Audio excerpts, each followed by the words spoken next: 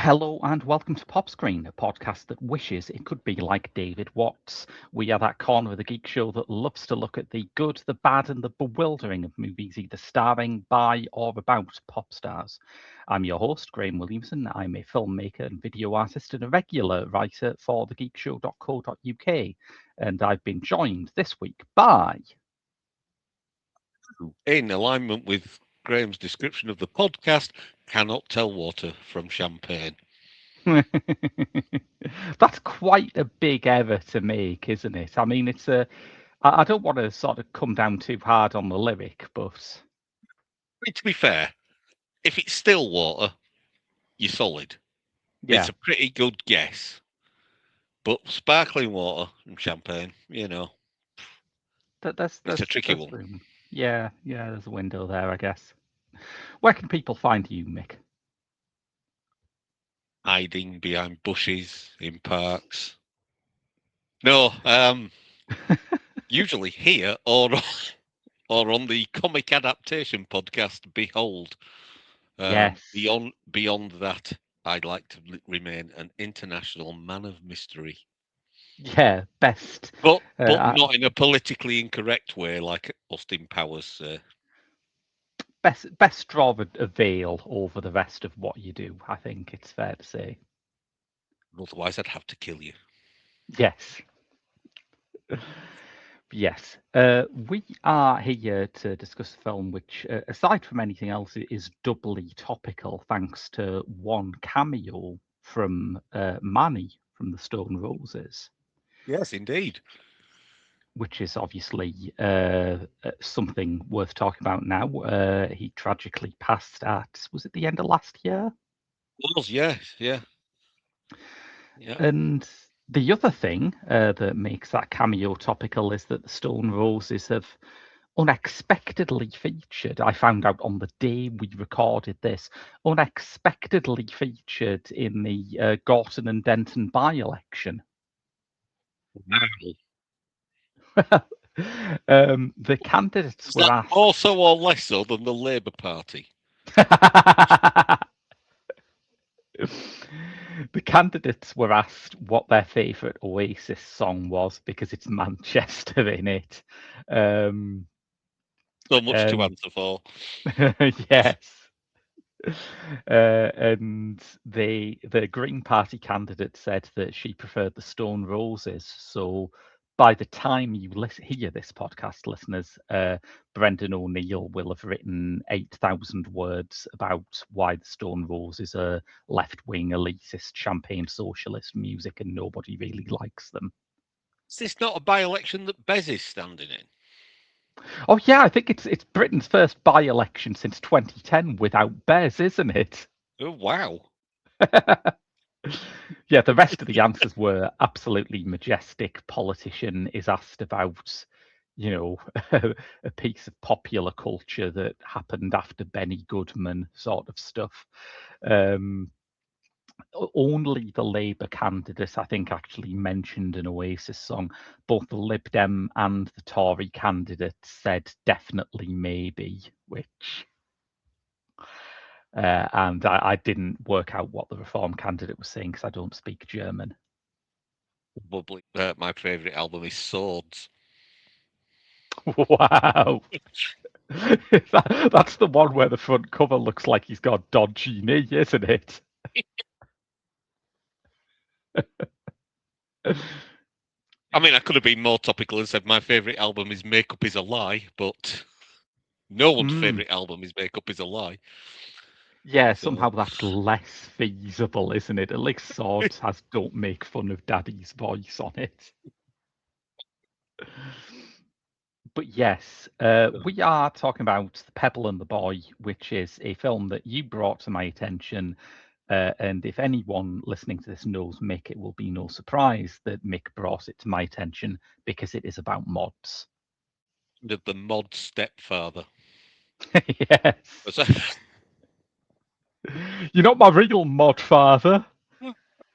Well, no, because that's Paul Weller. Of course. So every now and then I will bring a mod-related film to Graham's attention, and sometimes it will be a triumph, and sometimes it'll be Jerusalem by the Style Council. I still have weirdly happy memories of Jerusalem. It's rubbish, but it's the sort of rubbish that just you wouldn't get a band making now, and I think we're poorer for it. Days ago, there's a big furore at the moment because there's a deluxe edition of the Style Council's debut LP out. It was due to come out. It was due to come out in January, and it's now coming out in May because of a pressing mix-up in France, which is something that has plagued Paul Weller's career. The original Going Underground Dreams of Children single was supposed to be a double A side, but due to a pressing mix-up in France, Right. Going Underground came out as the A. I mean, I say it's plagued his career. I suspect he's probably not suffered unduly. Mm. But But we it's a have theme. to ask, yeah, well, why do the French hate Paul Weller so much? Exactly. Especially when he's gone so much down the European route with the debut LP of the Style Council being called Café Bleu and spawning as it did the À Paris EP featuring the track Le Départ. So Mick is not a native French speaker, listeners. You may be surprised to hear. I was taught French in a Leeds comprehensive. My accent is not my fault. So yeah, but on the back of the delays to that release, someone pointed out that it is this year 40 years since the promos started coming out for Cost of Living, and someone said, I want to see a deluxe release of the Cost of Loving LP with an hour and a half of the outtakes of Jerusalem, to which someone posted, I can't even cope with the half hour of intakes from Jerusalem. The outtakes from Jerusalem, or as they're more commonly known, Jerusalem. Jerusalem. Yes. But this one, of course, this film, of course, takes its title from a Paul Weller penned track, which I erroneously said to you was from Stanley Road. It's not. It's actually from a later LP. Yeah, Broken Stones is on Stanley Road, which I assume is Exactly. where Yeah. you got mixed up. Yes. I mean, again, there's a Stones theme, isn't there? Yeah. Stone Roses. The man likes Pebbles. pebbles and he hates France. We've established that. Yes. No, France hates him. France hates him. He loves France. Yeah. Sad He's when it's devoted entire tracks to France. So what would you say is Weller's relationship to this film? Because it's a looser relationship, I think, than the films we normally talk about on pop screen. I think this is more one where the music of the man is the inspiration behind the film, and it's one of those beautiful little films that captures, for me, more than something like Quadrophenia, which is dyed in the wall. This is classic mod, 1960s style versus the Rockers, Daily Mirror headlines, blah blah blah blah blah blah blah. This is more about what it's like to actually be a mod. This is more a lifestyle, individualistic take on being a mod and being a. In fact, the protagonist isn't a mod. he spends quite a lot of the film thinking that mods are arses. But yes.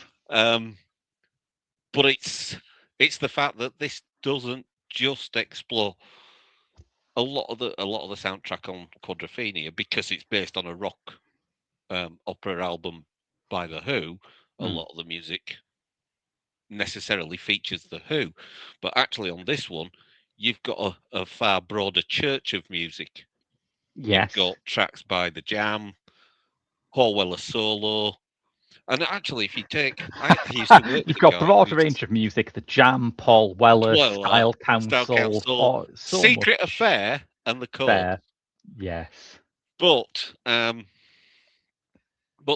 the reason I find it funny is because I used to work with a guy who said to me once, "Oh, I can't listen to the Jam. It all sounds the same." And then I Right. challenged him to sit down and listen to the tracks from the In the City album Mm. and the tracks from The Gift, and tell me that in that 5 years, that music didn't progress at all. Yeah, I was going to say, I would honestly say that, News of the World does not sound like much like Just Who is the 5 o'clock hero. Exactly. And then when you go on to explore the music of the Style Council, I mean the Cafe Blur album that I mentioned earlier, it's just so different from anything the Jam did Mm. that Yeah. it's untrue. And but then going into Secret Affair and the chords and stuff like that, it's more of a celebration of revivalist mod culture from the sort of early 80s and mid 90s Mm. than it is that sort of pseudo nostalgia that Quadrophenia kicks up. Yes, I was wondering about the timeline of it because, as you say, its vision of moddom is rooted in that kind of late 70s, early 80s revival. But it's also about somewhat a modern teenager, and I think it is set when it was made, isn't it, in the early part of this decade. Um, a modern teenager who inherits moddom from his dad. And I suppose if his dad got into mod like as a young man when the Jam were around, that would make sense. But he's also got book full of this scrapbook full of, as you say, the old Daily Mirror headlines about mod ruckuses on Brighton Beach, which any sociologists will know is where the term moral panic comes from studying the Also, where reaction to that. civilization started to collapse. Yeah, very Very much much. so. Yeah. So, and mod violence is sort of central to his dad's backstory as the film unpicks. So it's kind of, I wondered whether this was meant to be set about, 20 or 30 years ago and they just didn't have the budget to make it a period piece. Mm. Yes. I mean, I was a mod in the same sort of era as the protagonist's dad, Mm, and it was all, you know, Style Council, um, the Jam splitting up and the Style Council starting. And I remember even going to Style Council gigs and the hardcore Jam mods that couldn't cope with the fact that Paul Weller had in fact moved on musically mm. were stood in the mosh pit shouting, "Eaton rifles, Eaton rifles, Eaton rifles." 4 years on from the David Jam Cameron just splitting. couldn't let it go. Yeah. And those guys were causing trouble at Style Council gigs. Yeah. So although I mean, you still get the scooter rallies and stuff like that at bank holiday weekends, going to the coast and stuff. And although you Mm, don't get the same level of news headline that you used to do about those um, heady days covered in Quadrophenia, there were still pockets of violence from both mods and rockers who couldn't let it go. You know, just your dad punched my dad at Brighton in '64. Let's have it. yes. You know what I mean? So, So I think what's nice about this is a sort of, I guess technically he's a millennial kid, Mm. the protagonist. It's largely about him sort of as that generation of person, which is a more gentle generation. They're less sort of they're more conflict averse. Yeah. I guess is the way to frame it. Um, he looks back and thinks, "Wow, my dad was an arse," and and then as he tries to do what he thinks his dad would want Mm. and scatter his ashes at At one of the Brighton. mod at Brighton at one of the mod sort of meccas. Um, he uncovers trials and tribulations that perhaps put an even darker slant on that. Mm. And then there's possibly one of the most beautiful plot twists I've seen in a movie for quite some time Yeah. related to that violent history, um, which I'm sure we'll come to in due course. But yes, so these, I would say that this is a beautiful little road movie Mm. that takes its visual cues from that thing, and also some of the casting are nods to that sort of halcyon past of the mod father and his influence on popular culture. Well, we've mentioned Manny, which is obviously Yes. one of the big. That is just a cameo. That is like one quite funny scene towards the beginning of the Yeah. film where he objects to a Man City sticker on John's dad's scooter. Um, which other ones did you notice? Obviously, when it comes to these little subtle picking aparts of movies, compared to yourself, I'm an absolute beginner. A bit like Patsy Kensit. Ah, yes. Yes, good point. I'd. Which I We believe was the very first pop screen episode we recorded. It was, yes, and I'd sort of failed to make the link between Absolute Beginners and the Style Council because obviously there's like a million other pop connections in it. But yes, you're right. They wrote a song for the soundtrack. Paul Weller was famously a fan of the source novel, so there's that link there.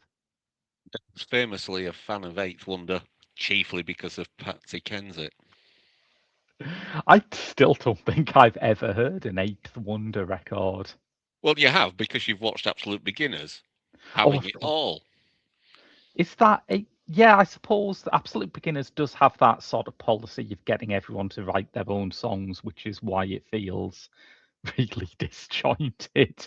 Yeah, Um, rather than get David Bowie to write this musical, we'll, yes, we'll get every bugger to write it. So you've got Jerry Dammers, Paul Weller, Eighth Wonder. yeah, But yes, I mean, Eighth Wonder were very much a band of their time. Um, they were like yeah, you know, Patsy Kensit was the Sex Kitten front woman, a bit like Wendy James in Transvision Vamp. So, mm. you know, um, kind of thing. But yes, so Patsy Kensit makes a guest appearance here. I enjoyed seeing her pop up in this, and I think her Mm. and Ricky Harness are a pleasingly weird but also kind of believable screen couple, which you don't see Yes, much in films. yes, it doesn't feel like these are two actors who've just been phoned up and said, "Can you do this part?" Yeah, yeah, Yeah, there's a believer, and I think that's true of all the performances in this film. They're all very believable performances. It's a very accomplished indie film. to an extent, yeah. I think a lot of the performances are kind of one note, and I know that's like an occupational hazard of a road movie because it's picaresque and a lot of people don't get much screen time. But even someone like Logan, who's in it quite a bit, never quite escapes the sort of awful posh prick kind of box he's put in. Maybe that's because he's played by an actor with the incredible name of Max Boast, who I assume like turned up for audition and they were like, well, we're looking for someone to play a real blowhard git. What's your qualifications? Guys, my name is literally Max Boast. Literally, or for the purposes of stage presence. Well, yeah, I don't know. You wouldn't choose to be called Max Boast, would you? Don't know. One of those, isn't it, where you choose that as your stage name, and either you live up to everything that it promises, or you fail miserably to live up to anything that it promises or threatens. Yes. But I think he's kind of a kind of combination of sort of comic foil and villainous henchman rolled into one, isn't he? Yeah. But Yeah. yeah. I think that there's some fine performances in it. I liked Sasha Parkinson. I think does a good job as Mickey. I was looking her up to see if I'd seen her in anything else, and I found that she played Ellen Nussey in that terrible Emily Bronte biopic that came out a few years back. But that wasn't her fault. We should have a new podcast strand that's devoted to movies that were terrible, but it wasn't their fault. Yeah, I mean, there's always someone in a bad movie who comes away blameless, right? It's hard to think of a bad movie where everyone is just doing the worst goddamn job.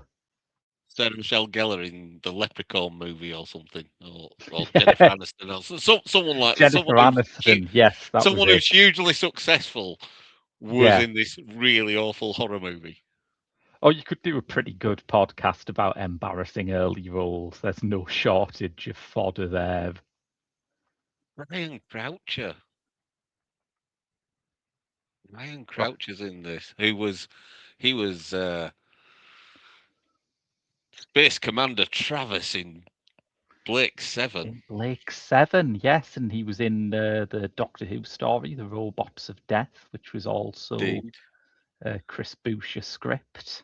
Yeah. So, you know, there's acting chops in this movie. Definitely, yeah. I think even, Patsy Kensit is good in it, despite us having had little positive to say about her acting in Absolute Beginners. Fairness, in 1986, when Absolute Beginners first came out, I wasn't watching Patsy Kensit in that movie for her acting ability. No. The Jungle Dance, however, Yes, yeah. had a very marked impact on my development as a young man. I Let's think just say that, that. yeah, I think that she's better now because she's, had some real formative experiences, by which I mean being one of my favourite Strictly Come Dancing contestants ever. One thing that I was kind of wondering about that you'd raised a bit is the style council of it all, because as you said, the style council were not popular with mods at the time, but when they played Speak Like a Child here, I mean, it fits the scene. But it did get me wondering, have they been like grandfathered into the mod scene? Is there a sense among mods that this counts now? I, I don't know. I think the problem is that Speak Like a Child falls into that sort of transitional period of 1983. It was released in the spring of 1983.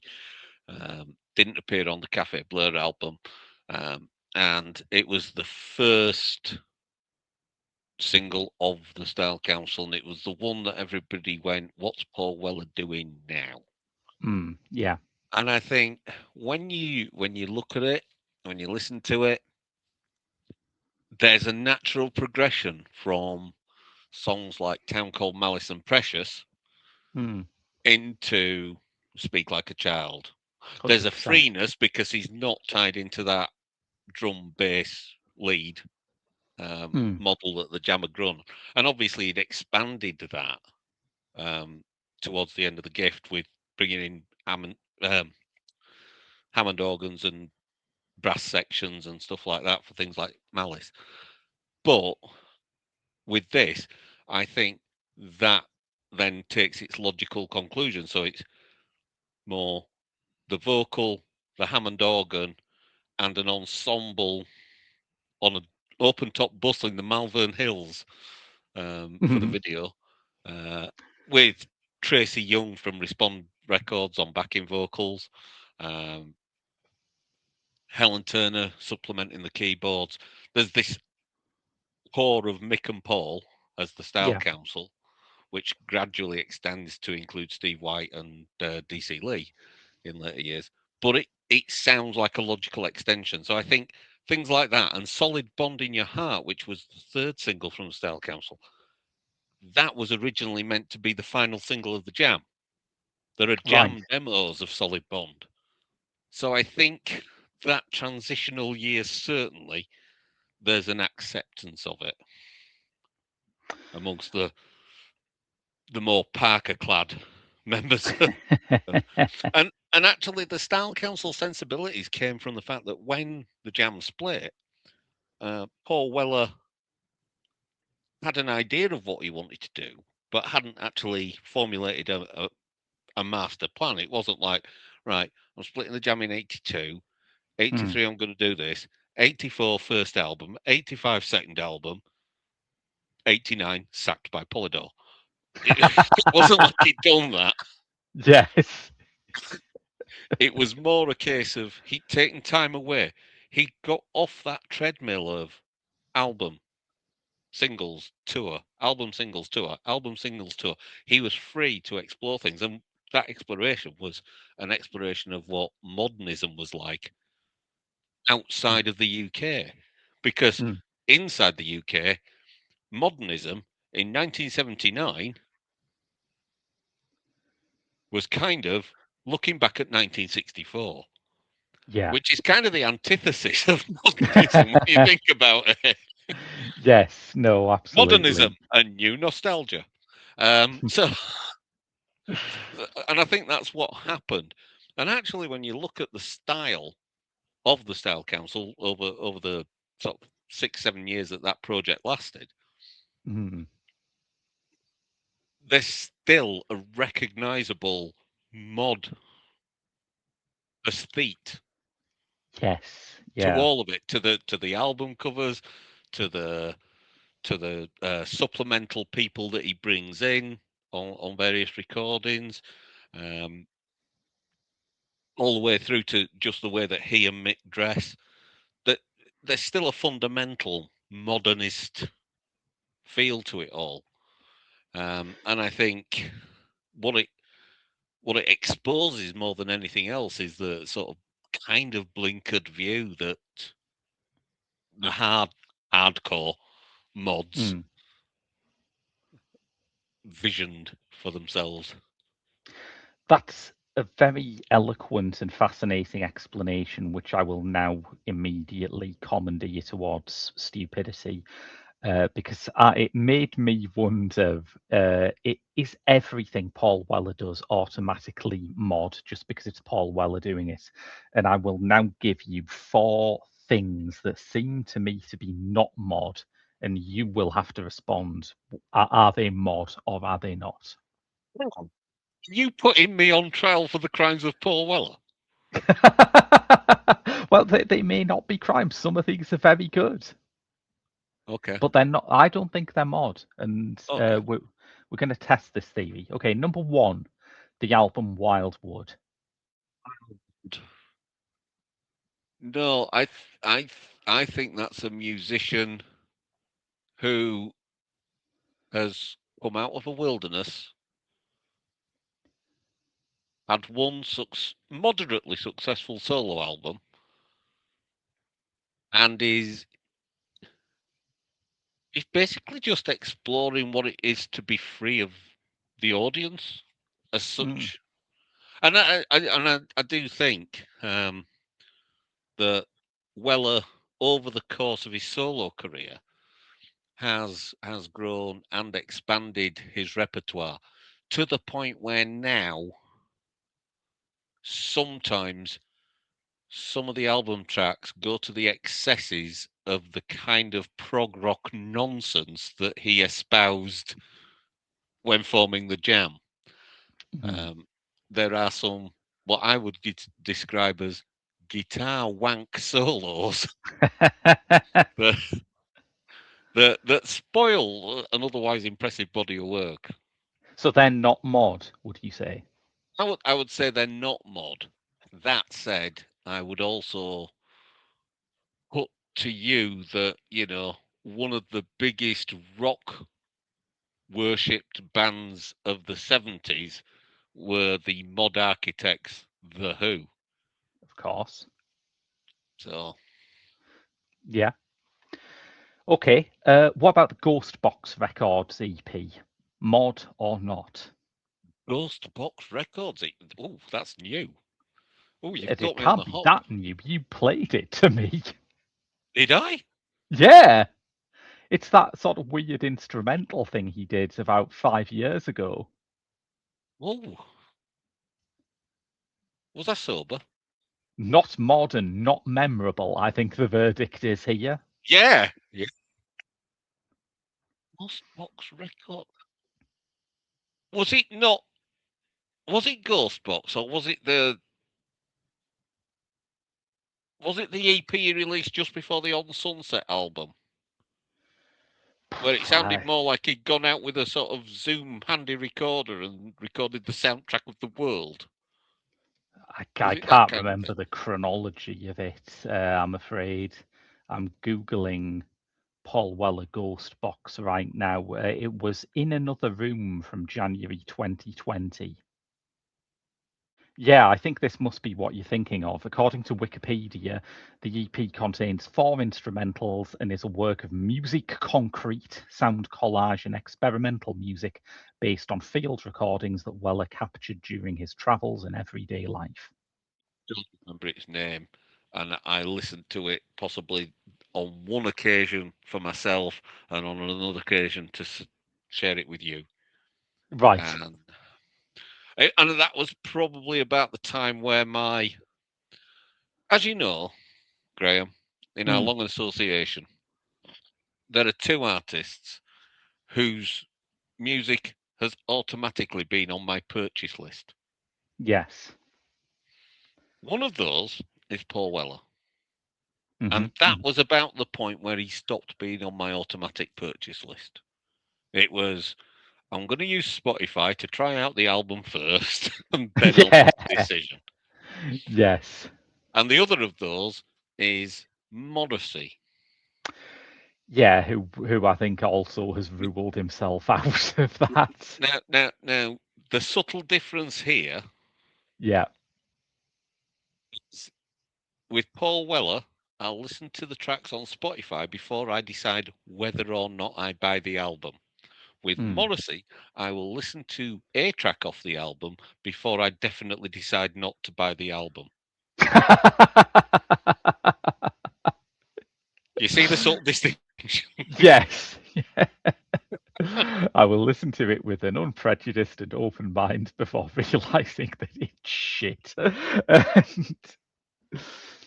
C is a lie. Yeah. So, yes. Oh, God. I listened to Ringleader of the Tormentors the other week and I just felt like Samuel L. Jackson in Jackie Brown, What happened to you, man? You used to be beautiful. Exactly, and I think you're absolutely right. Ringleaders of the Tormented was absolutely the last good album. Yes. But this is not a Morrissey podcast, although I can use that as a segue, I think, to talking about the film's take on the politics of moddom. I think it portrays. So 4 questions. You've only asked me 2. Oh, sorry. I thought you'd got absolutely bored of the quiz. No, sorry. No. Okay, let's go. Let's go. Okay. Other things that I want to know whether they are or are not mod. The Style Council's unreleased House album. Absolutely mod. Okay. because that was the direction music was going in 1989. So yes, Yeah. a modernist would have embraced that. I mean, I'd probably have practiced more first, but and of course, no one got to hear it till about 1996 when they released the Complete Adventures of the Style Council. But No. but you know, it's one of those. Bowie experimented with jungle, didn't he? Yeah. And I think it's very difficult because the Jam were very parochial. They were very British, Hmm. and the Style Council were very European, whereas Bowie was, of course, global. Yeah. And so, but I think modernism, a new decade. I think that's the equivalent. That's Paul Weller's equivalent to Bowie doing jungle. Yeah.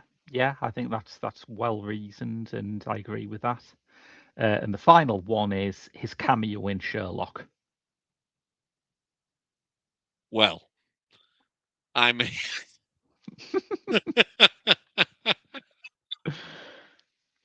it's not as modest as his appearance in Blitz, where at least he had No. the modest, the decency to wear a grandad shirt, but or as they were known back then, a shirt.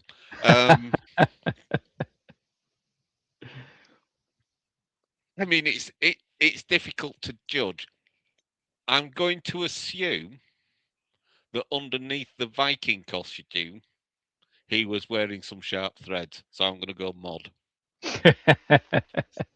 Excellent. That has, I think, confirmed my suspicion that pretty much everything Paul Weller does is mod. Yes.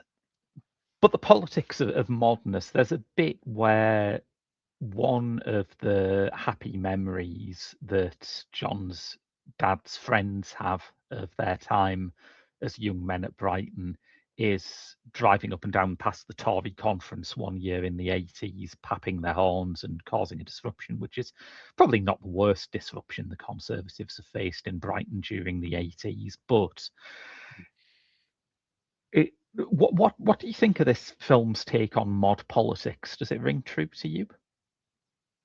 Well, it's really weird because even within the narrow band of Weller's music, that era goes from um, the track standards, which seems to purport a very sort of Tory view of the world.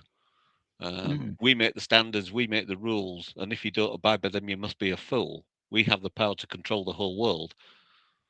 Um, and the warning stanza towards the end of um, look, you know what happened to Winston. So mm, that's it. That one is very sort of fly the Tory flag. yeah. And then you get to sort of like the Setting Sun 79 era, and you're starting to listen to things like Wasteland, which seems to be very much an anti Thatcher, burning sky, anti capitalism. Mm, Um, so I think, I think certainly in the 80s, the fans of, I've got a feeling that the fans who did move with Weller towards the Style Council, the people who had Paris EP vinyls on their scooters and stuff like that, yeah. probably did ride up Mm, and down outside Tory party conferences um, as a rebellious move. I think the ones who were firmly stuck in the city, this is the modern world. Time for Truth on the debut album is a dig at James Callaghan. It's a, yes, that's I, true. th- I, th- I think it's time for truth, and the truth is you've lost Uncle Jimmy. Mm. I mean, So he could save his blushes by saying it was a very uh, ahead of its time call out of Jimmy Savile. you're just another red balloon with a lot of hot air. Why don't you insert expletive here? Yes, okay, maybe it gets less ambiguous after a while. Although you can't say that just criticising a Labour Prime Minister is enough to make you a Tory. I mean, Kneecap's new single is pretty fierce towards Keir Starmer, and I'm Yeah, quite convinced they're not right wing. yeah, but I mean, we're talking about 80s Labour here, not new Labour. But They yeah, didn't know what horrors were to come. exactly. You know. So, so yeah, so yes, I think that it's possible that the more progressive mods who went along with the Style Council vibe would have protested outside. Even the ones who were stuck in the Eton Rifles in the City era. Um, I mean, a Eating lot of them. Rifles is a fucking left wing song, Well, yeah, despite David but Cameron's with best that attempts sort, to co opt it. but it's got that sort of da da da da. Yeah, And it's the kind of song that if you've listened to Standards and Time for Truth, you then listen to Eaton Rifles, you stop listening to the lyrics and mm, you just listen to that staccato sort of combative sort of feel. Um, yes. A but I problem think, that persists to this day. Like, there are yeah, still some right wingers who are shocked when they find out that Rage Against the Machine are actually quite left wing. yeah. Um, or, when you're a certain American president who thinks it's quite nice that Green Day are doing the halftime entertainment. Yes. Yeah. So,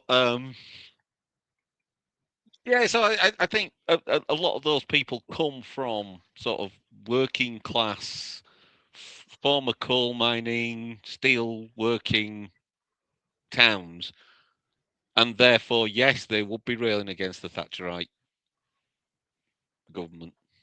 Mm. Yeah, I think so. My perception as an outsider is that like mod is small p political. It's not as overtly political as ska, but then ska had to be more political Yeah, just I to mean, tell large parts of its audience, look, yeah, this multiracial movement influenced by Jamaican music is not for you, white racist guy. I can't believe I have to fucking spell this out, but here we are. the Jam did their bit. They played Rock Against Racism gigs and they did C&D festivals and stuff like that. So they're you know, certainly in the later, the, the sort of, I would say once Weller had matured as a Mm. songwriter, there was a certain leftist leaning for the Jam musically, and the Style Council were obviously Red Wedge I was going to leaders and say, stuff. Red Wedge is kind of an odd thing because it's the one sort of moment in British pop and rock music that I would say is concerned with electoralism. Like, mostly music goes through phases where it either is or it isn't more or less political. But even when it's very political, it's more in the sense of talking about social issues and like aspiring towards change or being critical of what's there, but rarely on the level of you should put your X in the box for this party, which is what Red Wedge was. I remember reading interviews with Weller at the time, Mm. and since, and I think there is a regret with Weller that he got involved with the Red Wedge movement to a I think, degree. yeah, But I think the regret is towards that, put your tick in this box. yeah, I think certainly if you look at some of the tracks on the Cost of Living LP from '87, um, Heavens Above is a Fairy Tales. They're very much anti-Thatcher songs. However, Right to Vote is basically just a call to arms. Young people, stop sitting there moaning about how hard it is to get a job. Go out there and change the world. You know, mm, and it's it's kind of the mantra that I've always lived by. If you can't be asked once every 4 or 5 years to go put a tick in a box in a polling station, then when your life turns to shit because of the decisions in number 10, you've got Yeah. no right to complain. No, absolutely, I agree. And I think the Dean, I think that voting is part of what you can do as an informed political citizen, but I think part of the attitude that you just sort of came out with there is that it should be the minimum. Like, this should be the minimum level of engagement that people have. I found it depressing how few people voted at the 2024 election. Yeah. It When, just, when you everyone just felt beaten down. you can't argue that 52 to 48 for Brexit was a majority decision. Mm, However, again, as a percentage of the electorate, it was yeah, pitiful. yeah, yeah. It's like, it's like those adverts you used to get for cat food. 8 out of 10 owners who expressed a preference. Yes. So, in terms of Brexit, 58% of British people who expressed a preference. Yes. And now we're getting back to the Gorton and Denton by-election, which in future I am going to be treating as a referendum on, whether people should just stop going on about Oasis. I think this has offered me the framing to do so. Maybe that's how they should decide by-elections. Yeah. What did you pay for your Oasis reunion tickets? Mm, More than £500, less than £500, did not bother. yeah. And the did not bothers won. And quite rightly too, in my opinion. It's Yeah, I mean, look, I generally decide who to vote for based on their opinions about Doctor Who. I mean, I'm going Green Party soon because Zach Polanski was just spitting pure facts when he said he was really excited when Russell T Davies came back, and then it turned out to be rubbish. Same with the Labour Party.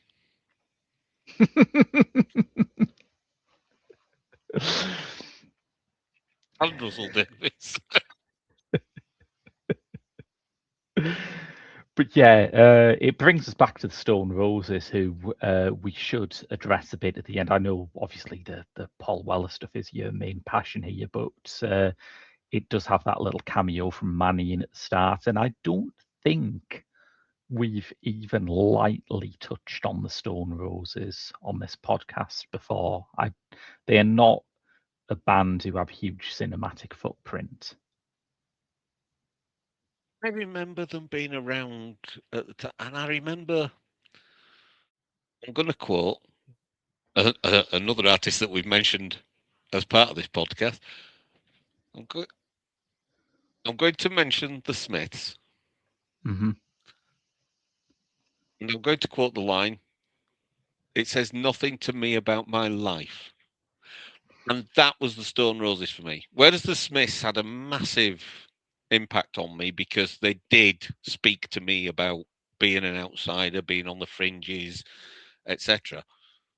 The Stone Roses were just music that was there and happening Mm. and didn't speak to me in any great volume. Don't get me wrong, it was good. It Yeah, just wasn't. It wasn't that's speaking to me. That's pretty much exactly how I feel about them. I mean, by the time I was starting to get seriously into music and, to listen to stuff that wasn't in the current charts, this is like the mid 90s we're talking, and the Stone Roses already had this mythic aura around them. And I would listen to their music and I would generally enjoy it, but I would also have this nagging feeling of, this is what people were going mad about. This is what people were saying was the greatest record ever made. This? I have the same feeling. For years ago when Marquis Smith passed, Mm, And there was this massive outpouring of grief from the Fall fans. And obviously, I thought, well, maybe someone will ask me to do a podcast about something that involves something by the Fall. So I listened to it and I thought, really? This? I mean, Are the you sure? problem, we are slagging off so many of the great bands of Manchester, and the tragedy of it is that if I was standing in the Gorton and Denton by-election and someone asked me for my favourite Mancunian band, I'd have to say the one that these days gets you marked down as a Reform UK voter. And just go northwest and say half man, half biscuit. Nice. Yeah, that's a good dodge. I'm sure they'd love that. I'm sure people in Manchester love being confused with other places in Lancashire. Yes, there's a bit like London in the, there are areas that never used to be part of Greater Manchester that have just been absorbed. It's like Middlesex Yes. doesn't seem to exist anymore. It's all a London borough now. Yeah. So But yeah, I was in the car a bit back, and I Want to Be Adored came on, and I had this feeling that I think helped me put my finger on what it is about the Stone Roses that held me back from being a fan. Because I was thinking, well, say what you want about them, but John Squire was a great guitarist. The guitar on it sounds gorgeous. I thought, and Manny's a good bassist, and I think his other work with Primal Scream shows that he was more versatile than just a standard indie rock bassist. He had a lot in him, and the drumming's good too. And I thought it's almost like there's just one person really stinking up the joint in here, isn't there? I always feel that when a band starts releasing singles that have got names like I Am the Resurrection, Yes. maybe they've gone a bit too far in their own ego trip.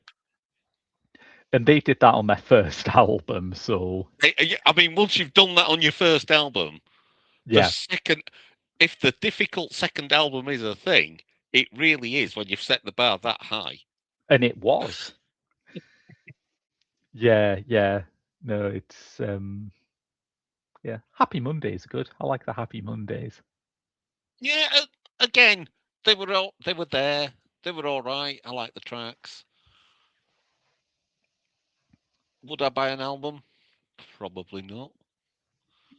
I mean, I've got a basic inbuilt distrust of anything Mancunian anyway, so Now where does that come from? uh, from being from Yorkshire, well, Leeds specifically.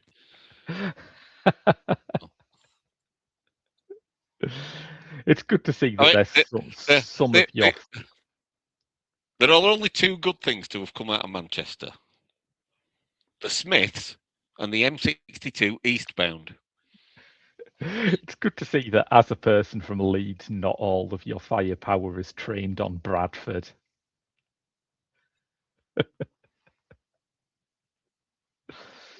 Good, get it right. That's a T, not a D. Well, I don't know. Brass has been reclaimed now, hasn't it? They could probably embrace that branding. They'll have their "Welcome to Bradford" sign on the green background with the little lowercase writing on it. But yes, any closing thoughts before you move on? And I thought this is going to be a hopeless love letter to Paul Weller, written by some sad fanboy who thought, "Oh, I like that song. That's a good name for a film." And actually, it goes a lot further than that. Is it perfect? No. Could it do with a bit of tighter pacing? Possibly. But actually, as an exploration of a personal journey, which it is a very personal journey, um, tinged by a bit of mod memorabilia, but not Quadrophenia style 60s memorabilia. It's a lovely little story. And there are a couple of twists along the way about John's relationship with his dad, and the one where he thinks he's about to meet his actual dad. Mm. That's the one. That's the plot twist that you hear putting its shoes on upstairs and coming down. And then the actual plot twist that spirals out of that comes so out of left field, it's Yes. untrue. And just that's the point for me where this film became beautiful. That twist. Yeah. I liked it less than you, but I did also think that when Ricky Harnett told someone to, and I quote, "get the fuck out of my house" for not being a Paul Weller fan, I thought, oh yeah, I see why Mick likes this. It was based on me, that character.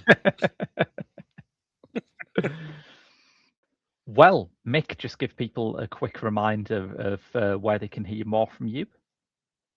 Well, if you like your comic books and you like your TV adaptations of said comic books, or indeed your film adaptations of said comic books, you can find me on the Behold podcast with my co-host Andrew. And occasionally I'll slum it in pop screen as well. Of course, yes. Mine's the sleeping bag in the corner of the recording studio with the big target on it. You can. I've got a website now. It's grahamwilliamsonfilms.com, where you can find more information about Q&A screenings that I'm doing on of my short film "Song of the Suburbs," which was made with the BFI's Our Screen Heritage program. Hoping to get Someone's some doing more. well for themselves. Get you? Yeah.